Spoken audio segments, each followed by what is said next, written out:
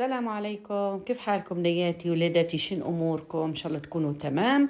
هذا طاجين حوت. طبعا أنا لازم رابع يوم العيد الصغيرة ندير حوت.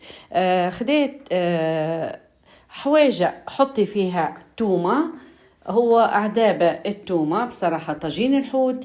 حطيت هنايا زيت ذرة العادي، وحطيت زيت زيتون ما يعادل يا بنات 4 كواشيك زيت عادي و4 زيت زيتون كواشيك كبار.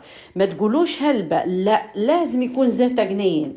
حطيت كمون حوت على الزيت، وهنايا حطيت فلفل أحمر، هو يعني يكون نواشط. الطويجين متاع الحوت لازم يكون ناشط. نحطوا الملح.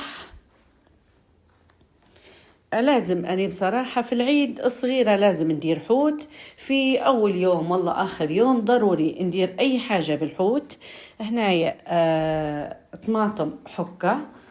طبعا في اللي يا بنات طماطم الأخضر يرحي فيه، يخلط فيه ويدير له في الطماطم الأخضر. أنا الطماطم الأخضر نحب نقرض نحطها في الطاجين، لأن الله غالب ما في اللي ما يتقبله ليش وهو مرحي. هنا حطيت الحويتة متاعنا حشاكم طبعا، واللحلح بالطريقة هذه نخلطه. اللحلح معنيتها نخلطه كله مع بعض ونخليه حتى ربع ساعة يتبل في التتبيلة متاعه. الحويتات اللي حطيتهم، هذا الطماطم اللي قلت لكم عليه نحب نقرضه بالطريقة هذه في الطاجين.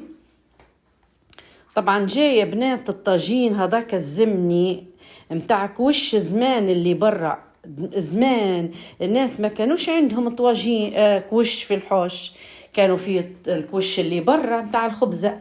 يديروا هذاك الصفيرة متاع حشاكم طاجين الحوت كله حوت، ويرفعوا للكوشة متاع برا يجيهم تبارك الله. هذا متاع اليوم جاني هيك بالطريقة هي. طبعا أي وصفة تبوها اشتركوا في القناة يا بنات، ما تنسوش وتفعلوا بعد ما ترصوا على كلمة اشتراك.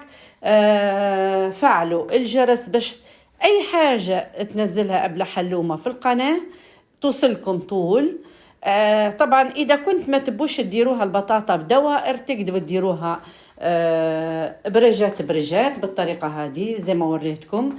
هذا هنايا ستفت البطاطا والفلفل الأخضر والطماطم الأخضر في الطاجين، ونجو نحطوا الحوتات والتتبيلة اللي دبناها على البطاطا من فوق.